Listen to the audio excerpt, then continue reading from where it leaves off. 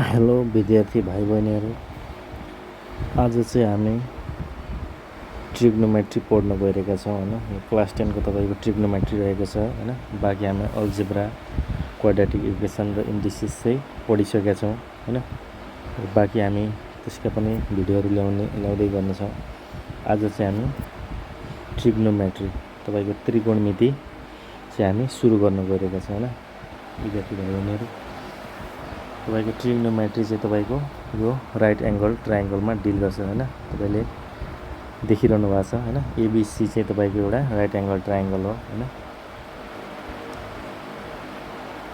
तपाईको जहिले पनि ट्रिग्नोमेट्री चाहिँ तपाईको राइट एंगल ट्रायंगलसँग डिल हुने गर्दछ। बुझ्नुभयो? आज चाहिँ हामी यस भिडियोमा तपाईको बेसिक कन्सेप्टहरु ट्रिग्नोमेट्रीको लिनेछौँ हैन। आज हामी यसमा रिभ्यू मात्रै गर्नेछौँ। ओके,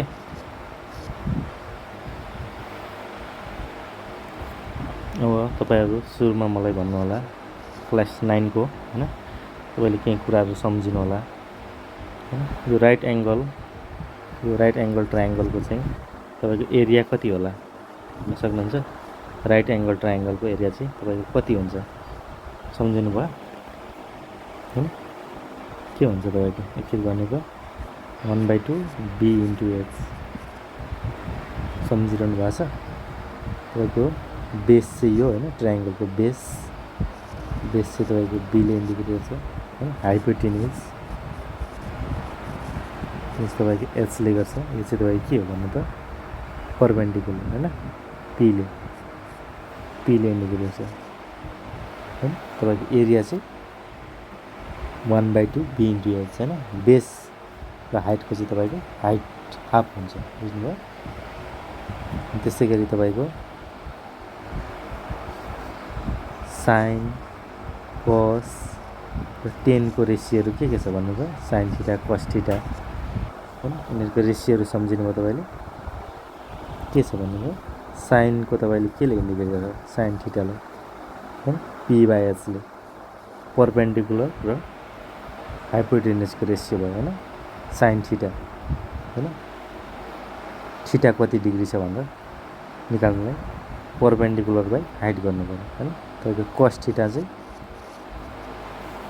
बेस बाइ हाइट अनि tan थीटा चाहिँ perpendicular by base. Okay,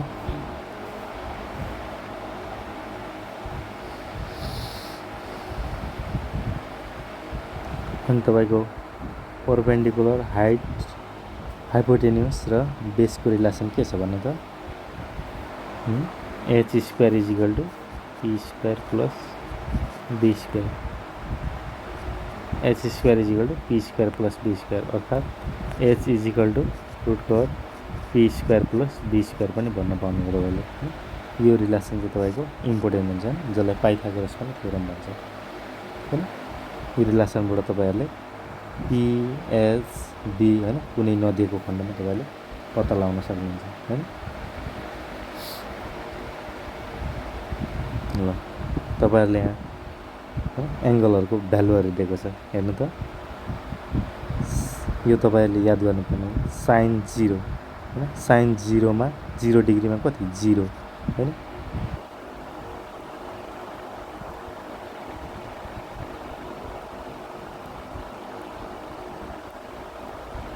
sin 0 डिग्रीमा 0 degree हैन। sin 30 डिग्रीमा तपाईको 1/2, sin 45 डिग्रीमा तपाईको 1/√2, sin 60 डिग्रीमा तपाईको √3/2, sin 90 मा कति भएको 1 हैन। त्यस्तै cos मा भ्यालु दिएको छ हैन। तपाईको sin को भ्यालु यताबाट गएको छ अनि त्यही फेरि cos को भ्यालुहरु चाहिँ तपाईको यताबाट आएको छ हेर्नु त एकचोटी। sin 90 मा भएको cos 0 मा छ, sin 60 मा भएको cos 30 मा छ हैन। त्यस्तै sin 45 र cos 35 मा सेम भइहाल्यो हैन। sin 30 मा भएको भ्यालु cos 60 मा छ हैन। sin 0 मा भएको भ्यालु तपाईको cos 90 मा छ। तपाईहरुले यसरी याद गर्नु होला हैन, ट्रिक्स लाएर। त्यसै tan मा चाहिँ तपाईको tan 0 डिग्रीमा 0 डिग्री भएर tan 30 डिग्रीमा 1/√1 1/√3 1045 मा 1 1060 मा √3 1090 मा चाहिँ इन्फिनिटी हैन इन्फिनिटी तपाईको टर्म चाहिँ कस्तो हो भन्नु त्यसको कुनै भ्यालु हुँदैन 1/0 हैन लाई तपाईले अथवा 2/0 लाई चाहिँ तपाईले इन्फिनिटी भन्न सक्नुहुन्छ यसको कुनै भ्यालु हुँदैन असीमित अनलिमिटेड इन्फिनिटी ओके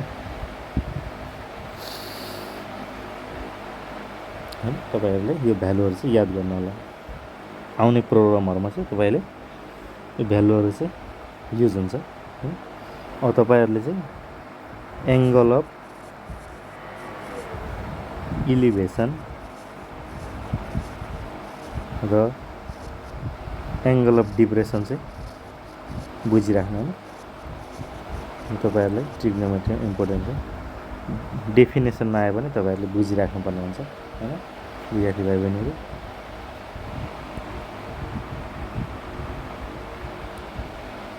तपाईहरुलाई म फिगरबाटै बुझाउँछु ल हुन्छ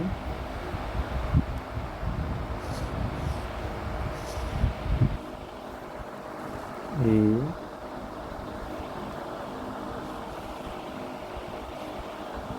बी सी ओके 90 डिग्री यो तपाईको चिन्ह चाहिँ इन्डिकेट 90 डिग्री हो बुझ्नुभयो ए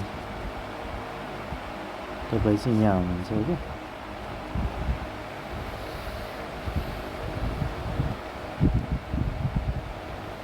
ओके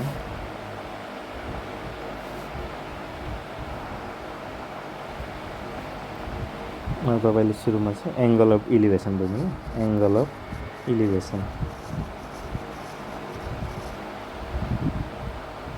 एंगल अफ इलिभेसन तपाईलाई म सुरुमा भनिदिन्छु कुन चाहिँ हो भनेर हैन एंगल अफ इलिभेसन तपाईको यो केसमा चाहिँ ए ई डी हैन ए ई डी तपाईको एंगल अफ इलिभेसन हो ए ई डी हैन is called angle of elevation र तपाईले ल्याङ्ग्वेजमा भन्नुपर्दा हैन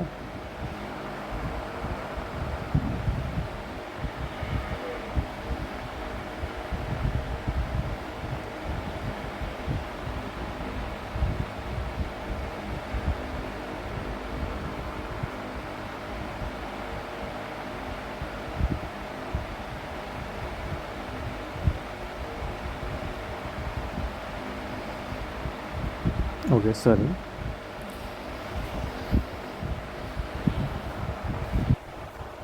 ल्याङ्ग्वेजमा भन्नुपर्दा चाहिँ angle of elevation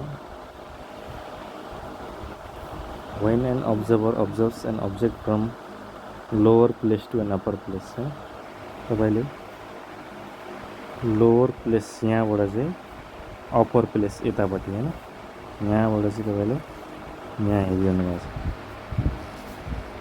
lower place बाट upper place the angle formed between यो हैन यो भयो अनि तपाईको प्यारलल ग्राउन्ड सँग बनाउने एंगल नै तपाईको के हो एंगल अफ इलिभेसन बुझ्नुभयो त्यसैले ए ई डी चाहिँ तपाईको एंगल अफ इलिभेसन हो तपाईले लोअर प्लेसबाट चाहिँ अप्पर प्लेसतिर यता अप्पर प्लेसतिर हैन प्यारलल टु द ग्राउन्ड बनाउने एंगललाई तपाईले एंगल अफ इलिभेसन भन्न पाउनुभयो बुझ्नुभयो अनि तपाईको एंगल अफ डिप्रेसन अब रह्यो एंगल अफ डिप्रेसन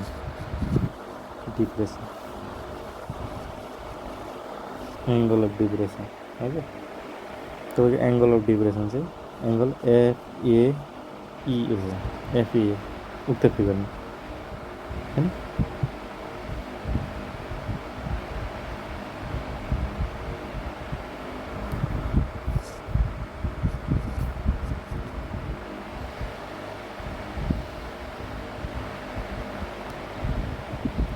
फ्रम अब यसको डेफिनेसन फ्रम अप्पर प्लेस अब चाहिँ तपाईको upper place to lower place हैन अप्पर प्लेसबाट लोअर प्लेसतिर हैन बुझिरहनु भएको तपाईको यहाँबाट चाहिँ तपाईले यहाँबाट अप्पर प्लेस टु लोअर प्लेसतिर हेर्नु भएको छ बुझ्नुभयो भाइ बहिनीहरु